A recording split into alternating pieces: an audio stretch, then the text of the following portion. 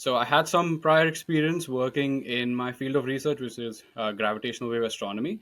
Now, as for the charges, Ellis Porter charged me about $5,500 for just the I-1. Now, if you really do want to get your green card in this lifetime as an Indian, um, you have no other alternative apart from an EB1, which doesn't mean you shouldn't apply for the EB2, but Hi Sudarshan, welcome to It's Okay Yaar. And for everyone who's listening in, today we are going to be covering Sudarshan's EB1 A journey. So I'm very excited. And if you're new here, It's Okay Yaar is a content platform for South Asian immigrants, and we aim to educate, entertain, and empower them. And I'm Priya, your host from It's Okay Yaar. So let's begin, Sudarshan. Welcome first. Thank you for taking the time out. thanks, Priya, for having me. Yep. Absolutely. So, Sudarshan, before we get into the nitty gritties of everything you did to get your EB1A profile, tell us a little bit about yourself. Where are you from? Where are you based in the US? And a brief description about your profile. Sure. So I'm from Mumbai, India. I did my master's in physics and bachelor's in computer science, bachelor of engineering in computer science from BITS Pilani, Okay. Hyderabad. And then I came over to the US to do my PhD in physics. I Okay. started in 2016, so uh, I'm here for close to 8 years now. Oh, Uh, wow. And where were you doing your PhD in the US? Georgia Tech. Georgia Tech. Okay, Yeah. awesome. So I had some prior experience working in my field of research, which is gravitational wave astronomy.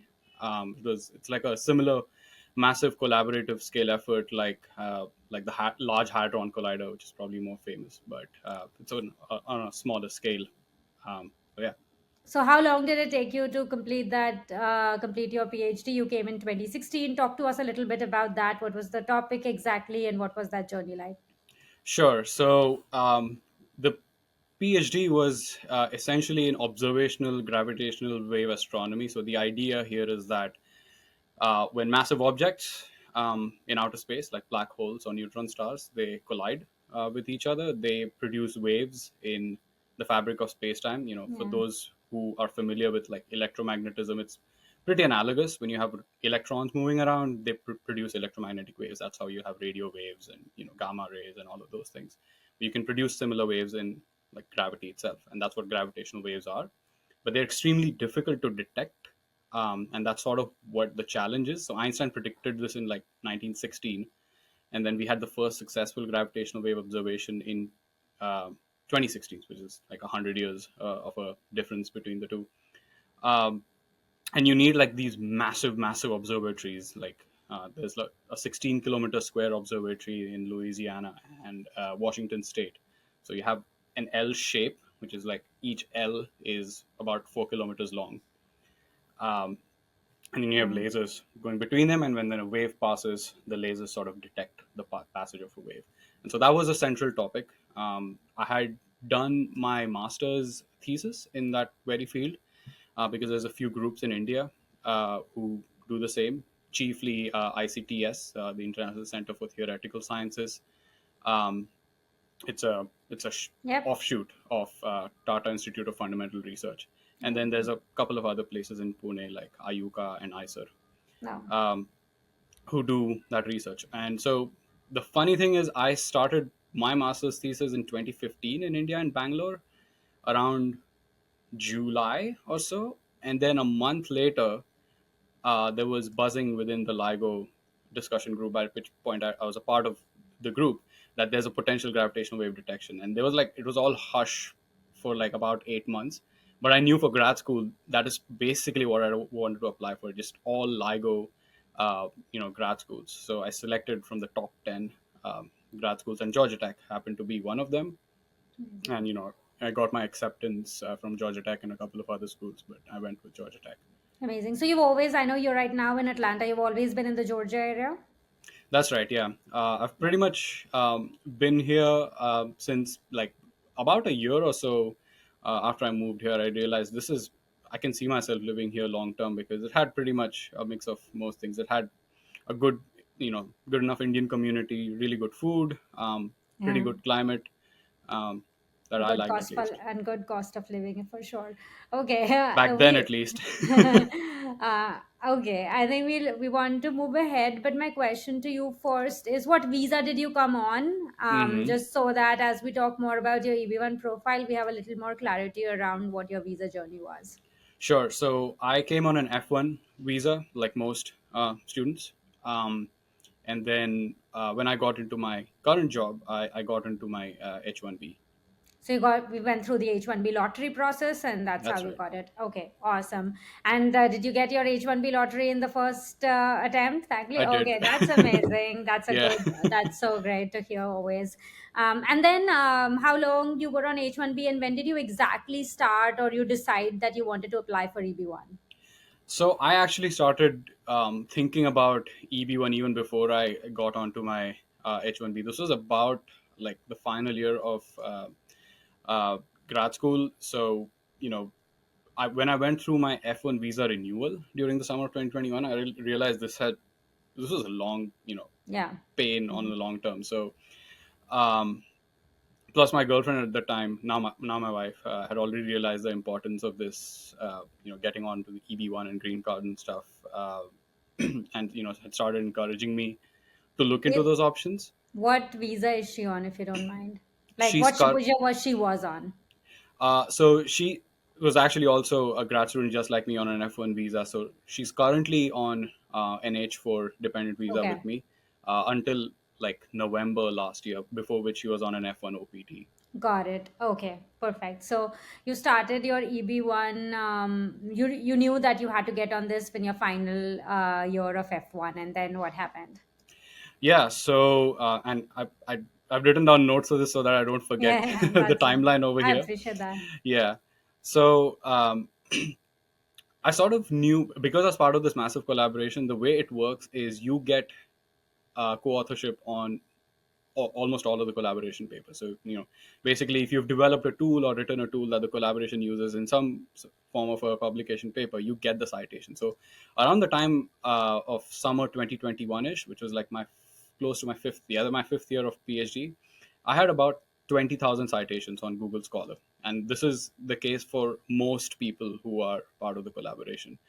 Um, so I got my profile evaluated by a couple of law firms. Um, and I can mention the names of those if you need. So the first was Victoria Chen, who was pretty popular among the employment-based, green card space. And then there's another, I think, relatively smaller player, but still pretty big, Ellis Porter. And I got my profile evaluated by this law firm, Ellis Porter, back in May 2021, and they basically looked at it and said I have pretty good chances of getting an EB1 approval, and they also actually gave me a money back guarantee. So they're like, if you don't get approved, then we will either return your money or we'll file for another attempt, essentially. So talk to me about how was that profile evaluation process. You came across these few people. How much did they charge? How long did it take? What questions did they ask? Throw a little bit of insight into that. Sure. So I got it evaluated. I got my profile evaluated by three law firms: Okay. Victoria Chen, Ellis Porter, and then there was another law firm that I got the contact of when I went to a conference. All three of them did my profile evaluation for free, and I think that's the case for pretty much most law Most. firms. They just Mm-hmm. ask you to send in your resume, your Google Scholar profile if you have one, and a couple of other documentation that you feel it would be beneficial to your case, and then they evaluate it and then they tell you whether they want to take your case or not. Now, as for the charges, Ellis Porter charged me about $5,500 For um, the entire process? for just the I-140 Just the I-140. Okay. application. Yes. That's Yeah, and they were pretty nice about it. I paid it over a period of 10 months, so I so you wasn't. went with Ellis Potter. I did go with Ellis Porter, yeah. Okay. And yeah, they didn't need me to pay it all up front. They got me on a payment plan with no interest rate or anything. So how long was the profile evaluation, and how does it work? Like, so they send you the questions and you give them answers. Do you schedule a consult, and then immediately you get to know after talking to them that your profile is Yeah, so Ellis Porter at least has a web form that you can fill in with all of the details, and they typically get in touch with you within a couple of days, whether they think your case is, uh, has a chance of getting approved or not. And then usually, if they think your case is strong enough, at least in my case, they just sent me a retainer document saying, we can proceed with this, and here's where you need to sign, and we can immediately get started with this process. So, what was your journey like when you filled out the form and they reached out? Did they ever come back to you saying that you need to like make it stronger, or were they like, no, it's in a good place and we are ready to go? So, and that's sort of where it sort of gets subjective. So Victoria Chen told me I needed a minimum of 10 peer reviews. So I needed to have done at least a minimum of 10 peer reviews. And the background over here is, as a PhD student, you're not going to have that many peer reviews, because typically you get asked to peer review journals only after you've gotten your doctorate, or once you're sort of an subject matter expert in your field. Alice Potter, on the other hand, told me that because of the high citation count that I had and a couple of other things related to my profile, I just needed to show that I have some peer review experience. It could be like just 3 or 4 papers. So by that point, I had one peer review documentation that I've done the peer review, etc. And they just told me if I could just do a couple more, that should be enough. And how many did you end up doing finally before they filed your application? I think I did 5. Okay, so you at least did five. So anyone who's going through that journey, like it's recommended that you have like a lot of citations and then at least like 5 to 10, depending upon Yeah. the lawyer you're going with and your profile and everything else. So Yeah. So I'd say like 20,000 in my case is an outlier. If this were, yeah, yeah. if I were not a part of a collaboration, getting even 100 citations is difficult, and that's actually is the case if you just look at my short author list publications, which is what we sort of call these individual non-collaboration papers. Um, Now, I will say getting the citation count is sort of a pain, sure, but if you have a pretty good research output, you're still going to get citations accrued over time. The biggest challenge is actually getting peer review experience, because if you just reach out to the editors as a grad student, chances are they're not going to send you any peer review requests. So what I found the best way was to just get in touch with senior members of my research group and tell them, hey, do you have any peer review requests that are lying around and you don't have time for? Just forward them to me and add me as a Oh, co-reviewer. interesting.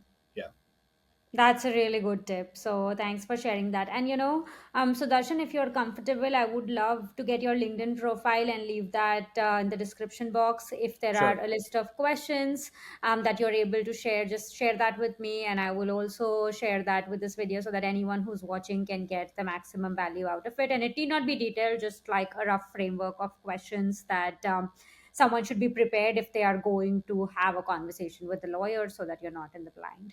Yeah, yeah. I'll send you the LinkedIn profile. Yep. Awesome.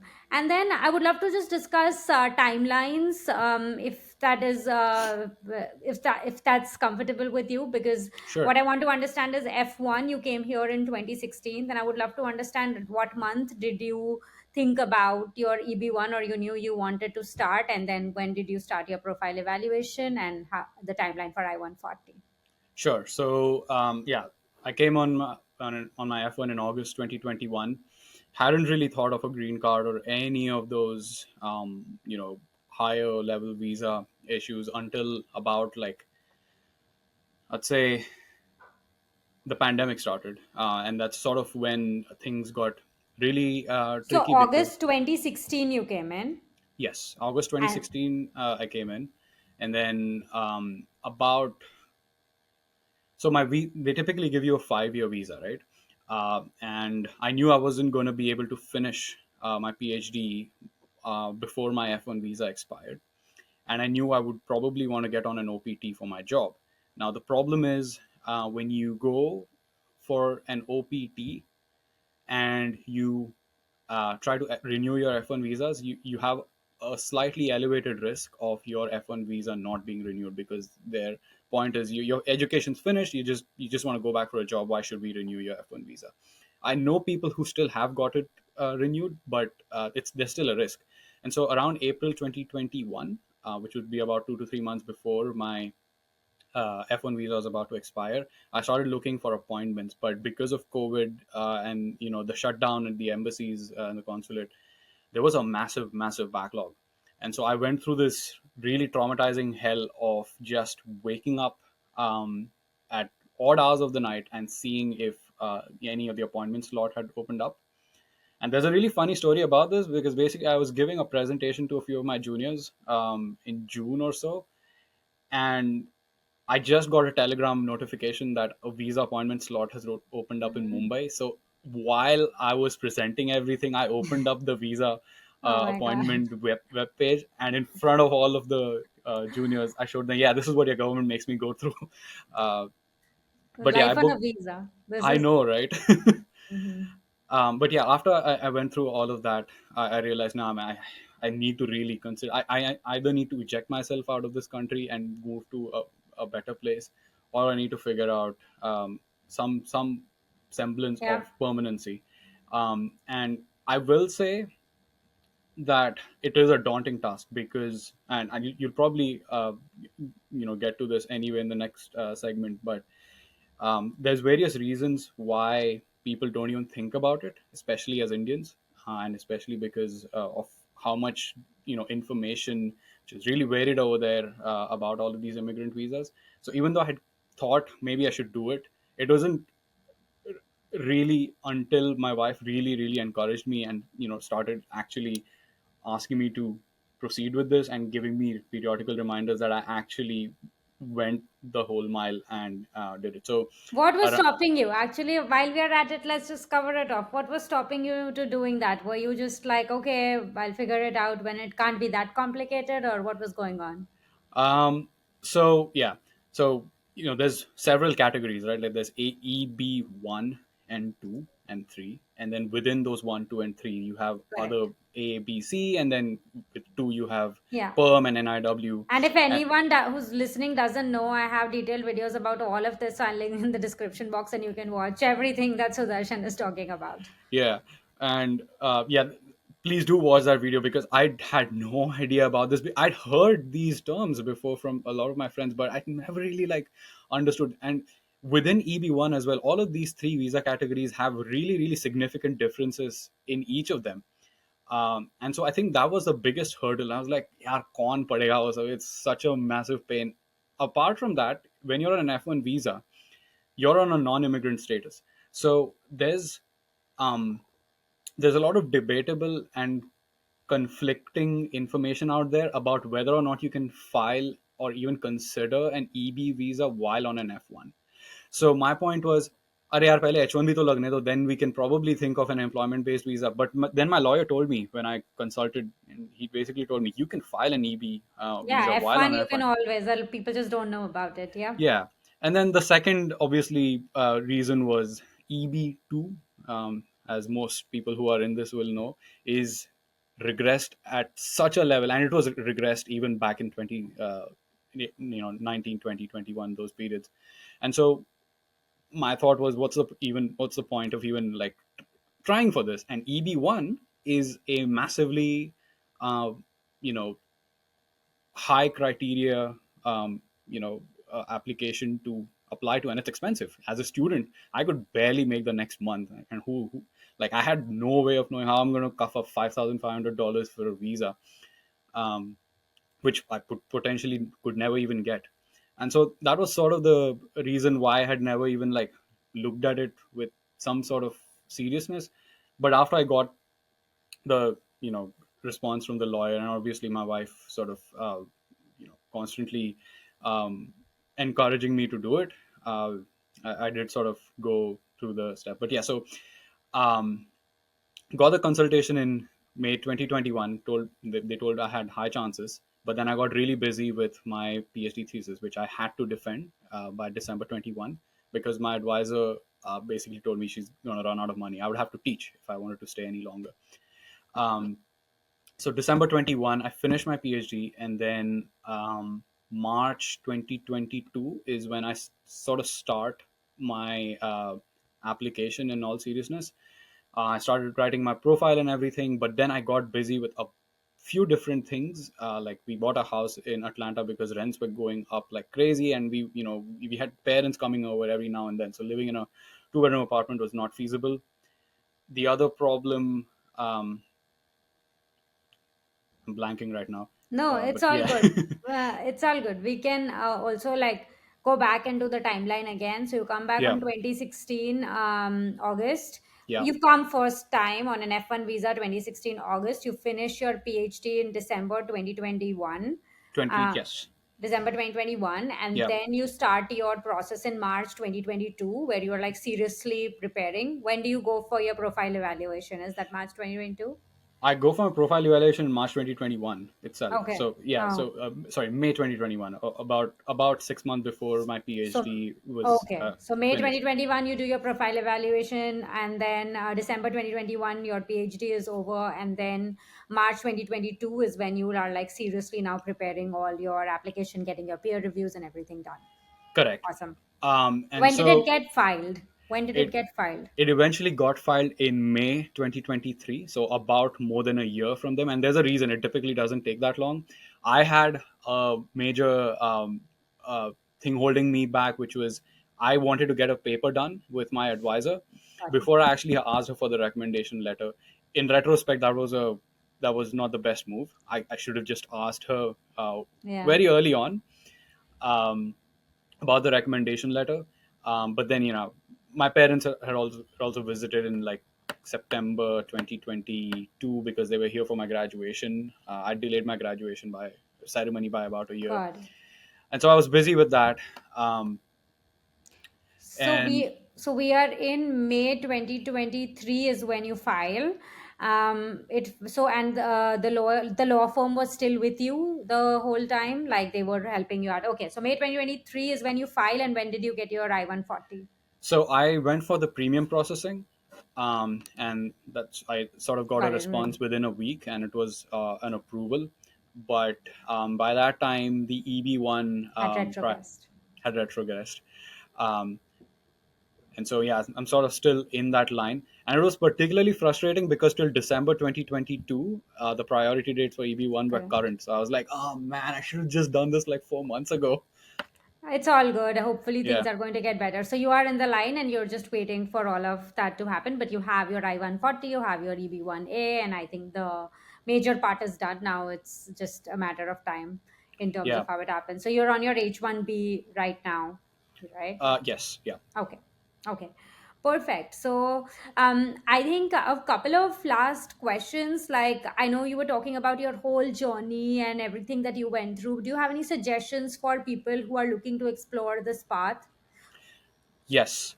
I've already mentioned the peer review stuff. If you really do want to get, if you want to get your green card in this lifetime as an Indian, um, you have no other alternative apart from an EB1, which doesn't mean you shouldn't apply for the EB2, but try to start working towards eventually filing an EB1.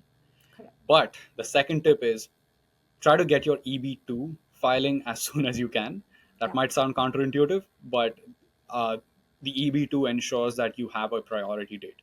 So if your law firm has told you your profile isn't good enough for EB1, but we can file for the EB2, do it, and do it without delaying it any further.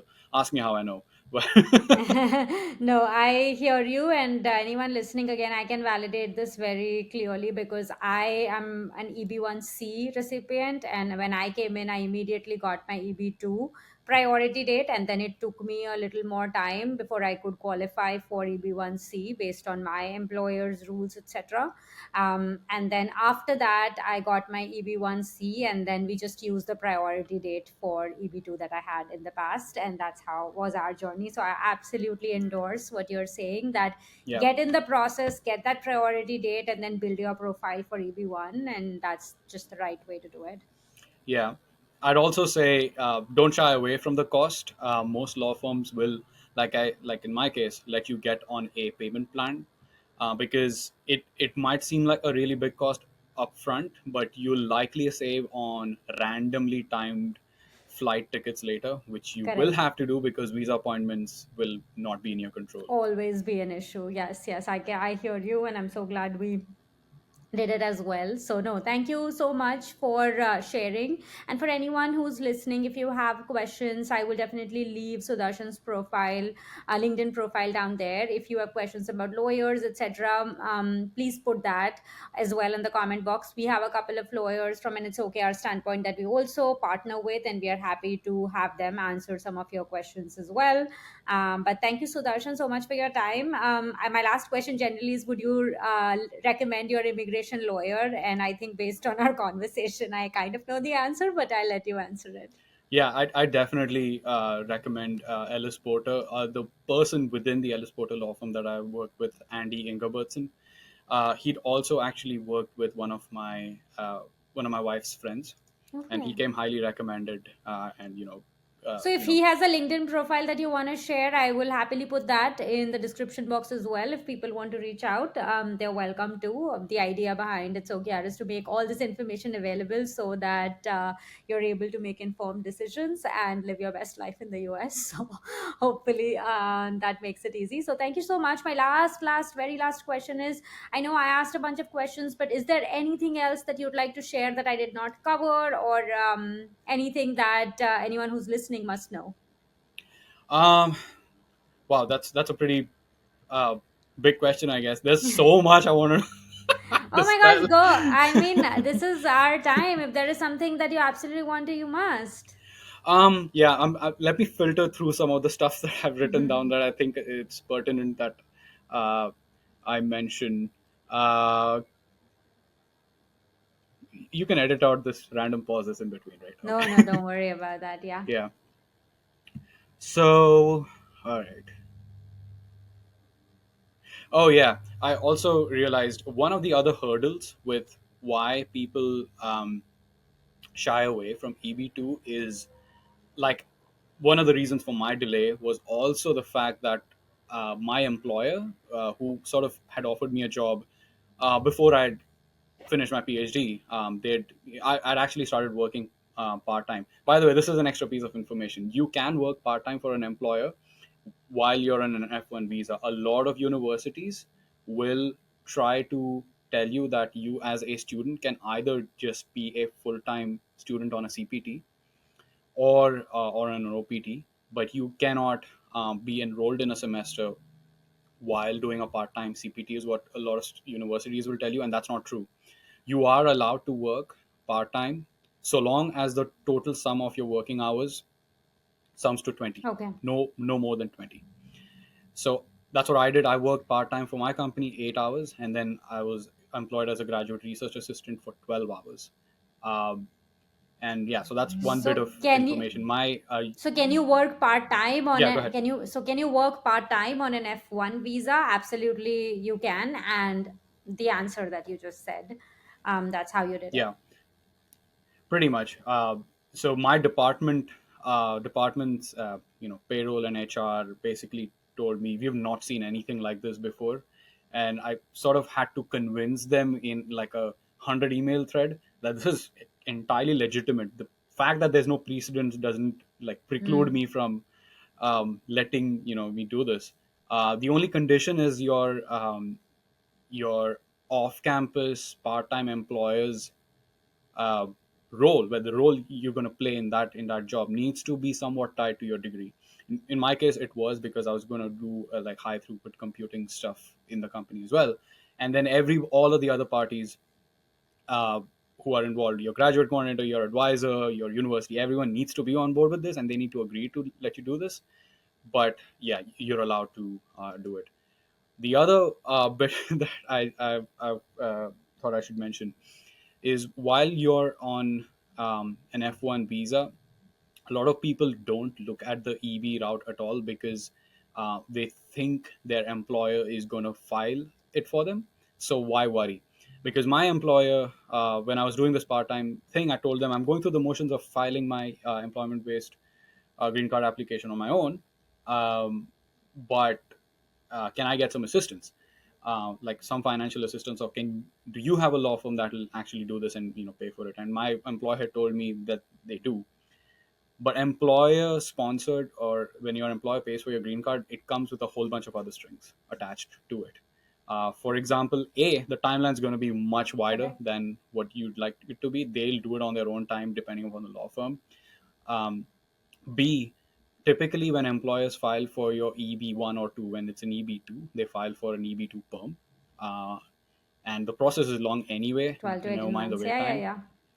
Yeah. And if they file for an EB1, they're going to file for an EB1B, which means your I-140 is tied to your Hmm. employer. So if you want to leave your job, you typically have to wait until 180 days after your approval date, so about half a year. But then employers also have other strings attached, wherein if they file for your EB1, you have to pay them back for the lawyer and Hmm. filing charges if you leave before a certain period of time. So there's a lot of strings attached when it comes to your employers. It'll make your life easy in the short term, but believe me, you're better off just Doing your figuring out a own way. EB1. And yeah, I think it all varies by employer, your field, and things like that. So do your research. But I think what you're saying is exactly right. Like if you are in the boat where you think you can qualify, then please at least like get that consult and try the process and get through it, because it might seem like an investment, but in the long term, it just like mentally you are so free that Yeah, it's totally worth it. yeah. And then one last thing I want to say, and this might sound a bit more cynical, but it is what it is that the immigration journey for Indians, especially now, over the last decade, has gotten incredibly worse. Like I speak to people who immigrated here just 4 or 5 years before I did, maybe like 6, 7 years, Indians, and they have absolutely no clue what I'm talking about because they're like, oh, we just applied for EB2 and we Got it. got it like in a few years, or EB1 and we immediately got it. And I think like this ties to a whole longer, phenomena. I think after 1991, when India suddenly had more money, you have this whole generation of So people moved. who were graduating college in the 2010s, and suddenly there was a flood of Indian people which started hitting the ceilings of the US immigration system. And since 2012 to 14, we've started seeing a massive backlog. And if you are someone who wishes to come to America now, I'd say be really, really careful that it's not going to be an easy journey. The system, short of an actual legislation reform in the US Congress, which I don't think is happening for like the next decade with the current generation of politicians in power, I don't think is happening. You have a really, really difficult journey ahead. And quite frankly, there are other countries that have a much friendlier I immigration I pathway for you you. just I think that I was going to get there, and I'll ask you that right now actually, like would you have advice for students who are looking to move to the US? Would you still recommend moving to the US given your journey, or do you have any other tips that you'd like to share? I mean, yes. So if you really are someone who has absolutely no doubt that you're going to be able to make it in the system, yes, please. In terms of job opportunities, there's no other uh, Anglosphere or European or developed Asian country that has quite the number of opportunities as the US has. So yes, if you think you can make it here, then feel free. Do know though that it comes at a cost. There's a whole other uh, Pandora's box of the healthcare system. I think Priya, you covered that in your most recent video. I think. So be prepared is essentially what I'd say. It's not going to be easy, and for the longest time you're going to feel frustrated. Imagine this: the EB1 system for India is it is there's about a 2 year Correct. wait or 3 year wait time at this point. So even if you are a Nobel Prize winner Okay. from India, the highest employment based I-140 or green card application that you're going to be able to file is EB1, and you're going to have to wait a couple of years even if you have a Nobel Yeah. Prize. So So that's just know. no, you're making a good point, and I will link a video which is about pros and cons of moving to the US, which exactly covers these things. I think yes, America is the land of opportunities, but it completely depends upon who you are as a person and the kind of challenges you are ready to face. So definitely check that out and make an informed decision. The idea behind putting this content is so that you really understand what you're getting into, and you're not in a situation because we don't have the luxury that we did a decade ago, ago, where you just show up and, like, it'll happen. Like now, India is also doing really well. There are a lot of other Yeah. options. So make an informed decision, because yes, it can get you what you've always dreamt of, but like to your point, it will come at a cost, and it's better to make Yeah. that decision versus being like, oh my god, why am I doing this?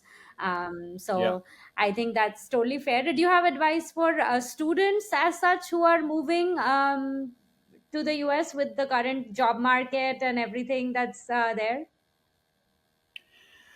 Yeah, with the job market as well, um, it's sort of tough to say how, or for those of you who don't know, obviously the job market is horrible right now. Like there's been a slew of layoffs over the past year and a half. I personally witnessed this because my wife went through a job hunt process in the past few months. Um, so it'll recover. I don't think this is here to stay, the Mm-hmm. current status of the job market.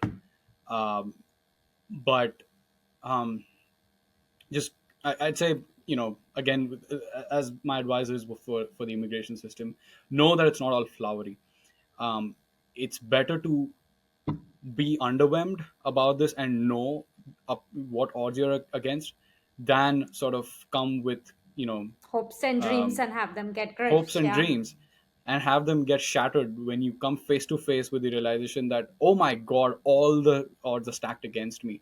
And so yes, the job market is difficult. As an immigrant, it's even more so, because companies have to have an incurred cost when they sponsor your immigrant visa. And even if they're willing to do that, there are very um, obnoxiously laid out timelines when it comes to these immigrant visas. There's restrictions on when you can travel, uh, what you need to do to fulfill your terms of the visa and everything. And all of that obviously then comes with other restrictions, like you probably need to move. The restrictions on how many days you can spend outside the country. If you have an emergency, then you Yeah. probably need to go. So your job hunt is going to be difficult. um, and that won't be your fault at all. Correct. It's entirely because of how the system is right now. So if you're a student right now, I'd say wait it out.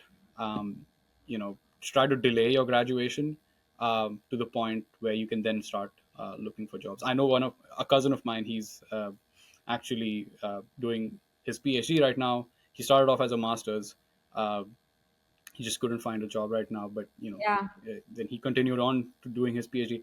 I don't think that's the reason he did his PhD, but I'm sure it made the decision making of whether or not to do the PhD easier for him. No, that's really helpful. So, but yes, everyone who's listening, I want to leave you with this thought that now you have heard the journey of someone who came on an F1 visa and got their EB1 A. Of course, he was a PhD, but I do want to bring more stories of people who are not PhDs and have still got an EB1 A, because it's possible. So, if you are one of them, leave that in the comment box.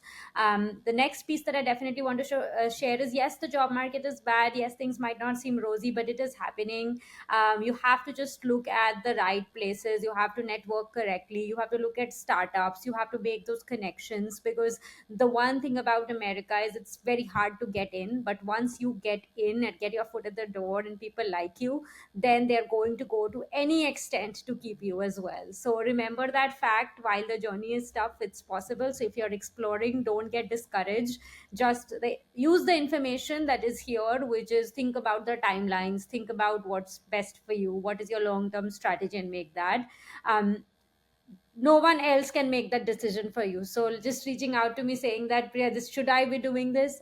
I cannot be making that decision for you, because I don't know much about you and who you are as a person. So you have to take that decision, and that is why we have these conversations. But thank you so much, Sudarshan. Any last parting thoughts before we close it out?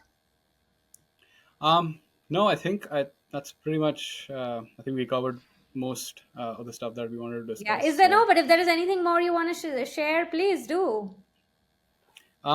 yeah, no, just echoing what you just mentioned. Yeah, Yeah. good luck with everything, and yeah, there is a light at the end of the tunnel. There's just a grill. Yeah. You have to find find your way to open the door. If you're just talking in terms of metaphors, um, but yeah, you know, this is still the land of opportunity, for better or for worse.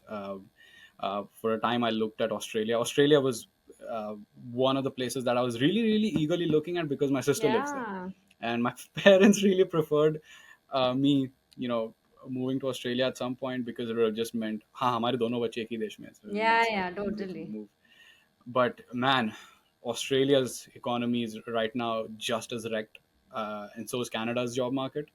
Pretty much It everywhere is in the not it is Anglosphere. not nice anywhere. So yeah, like Yeah, probably immigration kind of makes it easier in other countries, but it's not that the right. opportunities are the best. I have a bunch of Yeah, friends who live there, so I can totally echo what yeah. you're saying. But we are so glad and best of luck for your green card journey. I hope those dates become current soon.